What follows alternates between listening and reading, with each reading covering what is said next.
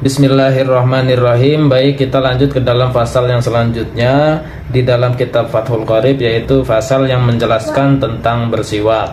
Qala al-musannifu rahimahullahu ta'ala nafa'ana bi'ulumihi wa bibarakatihi fid dharaini amin ya rabbal alamin. Faslun fi isti'mali alati siwaki, pasal yang menjelaskan tentang menggunakan alat siwak.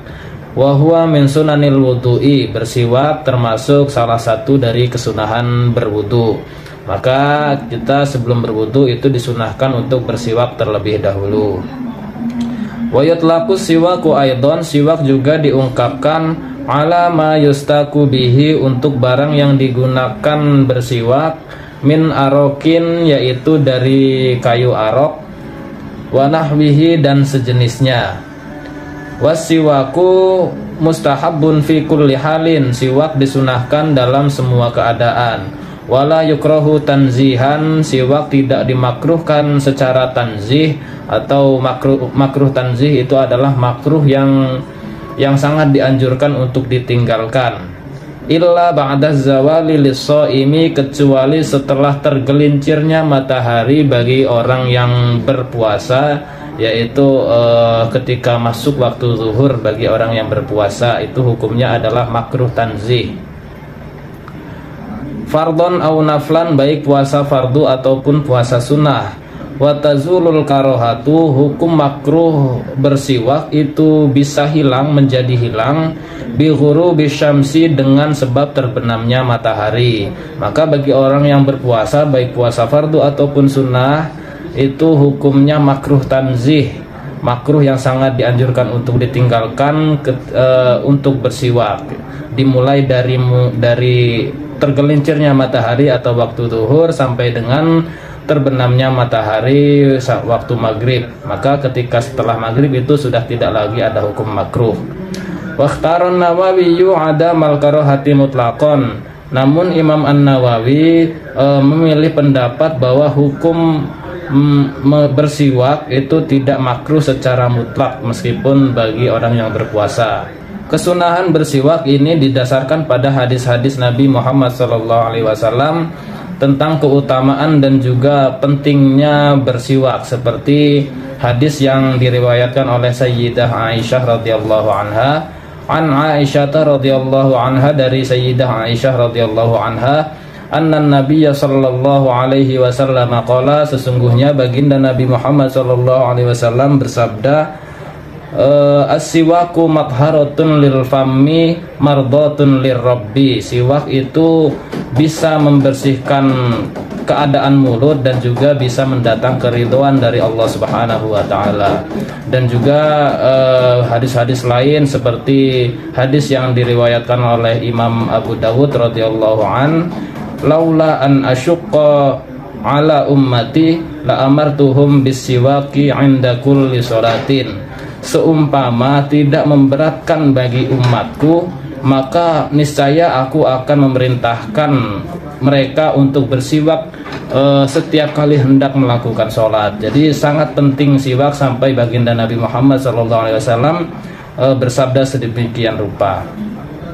Kemudian tentang siwak, ini Syekh Wahbah Az-Zuhaili di dalam kitab beliau Al-Fiqhul Islam wa Adillatuhu itu menjelaskan, isti'malu udin, siwak adalah penggunaan kayu, wa nahwihi ataupun sejenisnya ka asnanin seperti sikat, wa sobunin dan sobun atau pasta gigi, fil asnani untuk membersihkan bagian gigi, wa ma haulaha dan sekitarnya, liyudhibas safratu untuk menghilangkan kotoran, wa ghairoha dan sejenisnya, anha dari mulut atau dari gigi.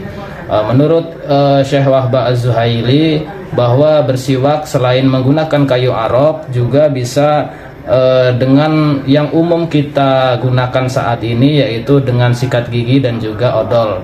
Menurut beliau itu sudah cukup untuk ketika kita tidak memiliki kayu arok untuk bersiwak, maka diganti dengan sikat gigi pun itu sudah mencukupi. Wa huwa ayyis siwaku bersiwak fi salasati mawadhi'a di dalam 3 keadaan iku asyaddu istihbaban sangat disunnahkan atau sunnah muakkad min ghairiha dari tempat-tempat yang lain. Ahaduha yang pertama inda taghayyuril fammi ketika berubahnya keadaan mulut min azmin sebab azm. Qila dikatakan ada yang mengatakan bahwa huwa sukutun tawilun azm adalah diam terlalu lama. Wakila dan ada juga yang mengatakan bahwa tarkul akli azm adalah tidak makan.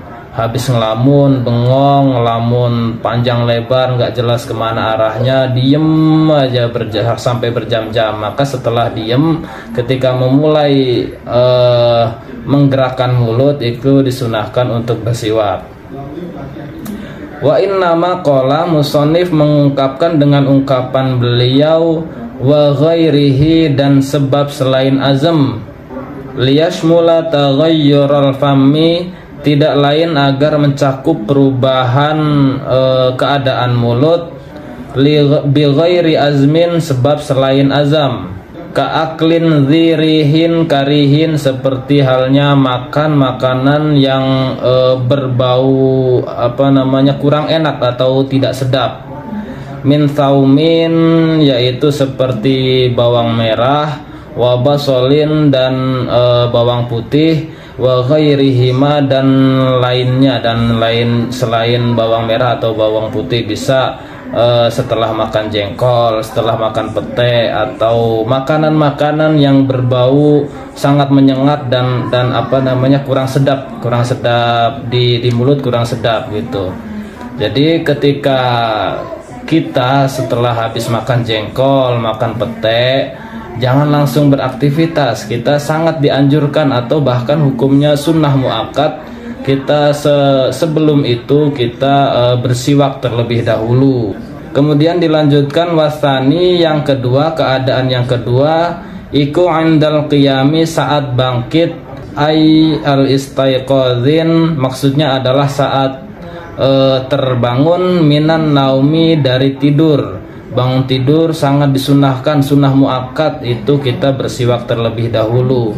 Bahkan baginda Nabi Muhammad SAW di dalam hadis yang diriwayatkan oleh Imam Muslim, kana la yanamu illa wasiwaku 'inda ra'sihi fa idza istaiqadha bada'a bisiwaki, bahwa sesungguhnya beliau Nabi Muhammad SAW itu tidak tidur kecuali di sisi kepala beliau itu ada siwak, sehingga ketika beliau terjaga atau terbangun dari tidur beliau pasti bersiwak terlebih dahulu. Hadis riwayat Muslim. Itu kalau baginda Nabi. Beda kalau kita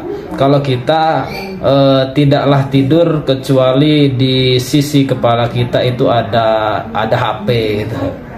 Wasalisu yang ketiga adalah indal qiyami ila sholati saat hendak mendirikan sholat fardhon au naflan, baik sholat fardu ataupun sunnah ataupun sholat sunnah, maka kita sangat dianjurkan hukumnya sunnah muakkad untuk bersiwak terlebih dahulu.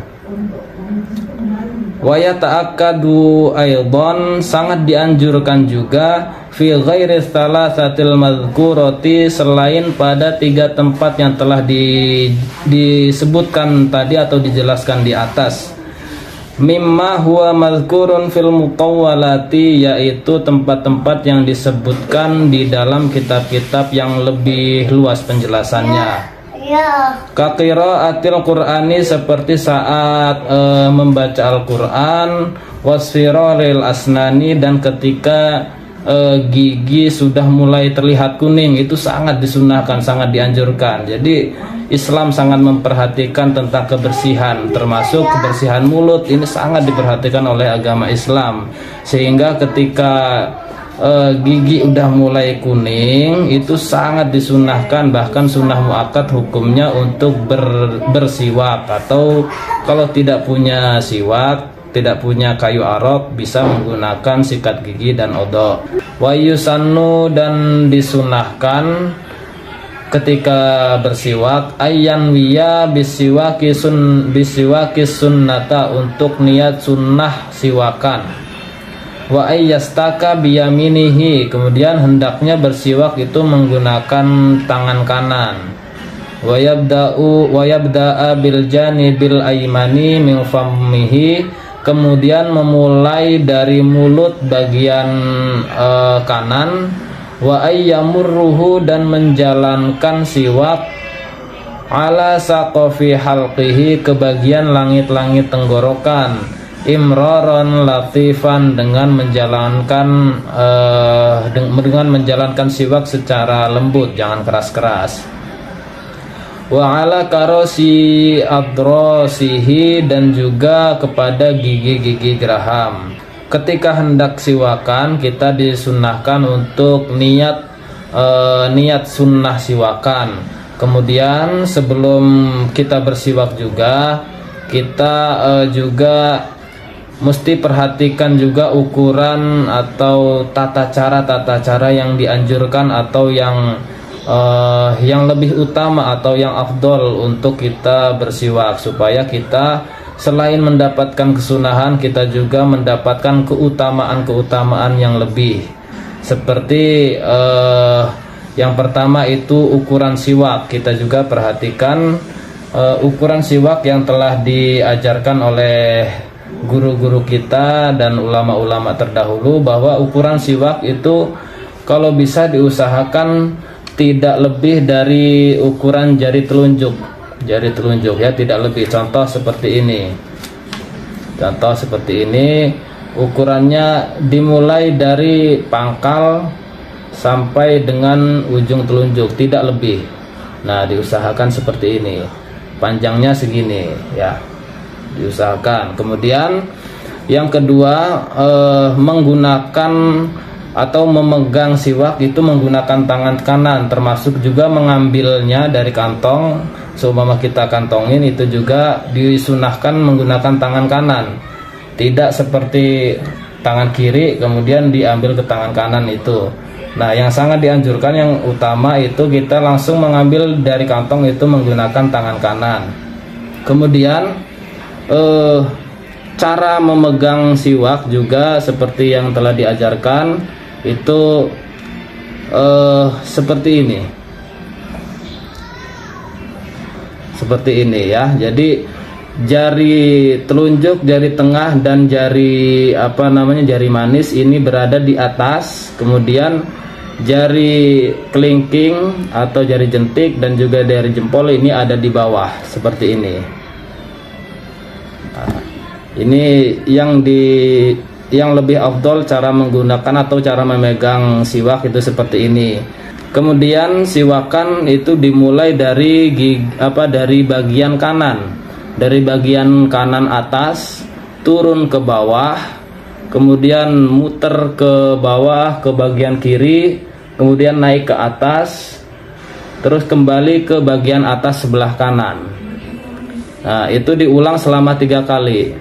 Mulai dari atas pertama 1, terhitung 1, kemudian ulang lagi 2, kemudian ulang lagi 3. Kemudian setelah itu siwak ditempel atau ditempelin di langit-langit tenggorokan, bagian dalam, kemudian turun ke lidah 1 kali, contoh seperti ini.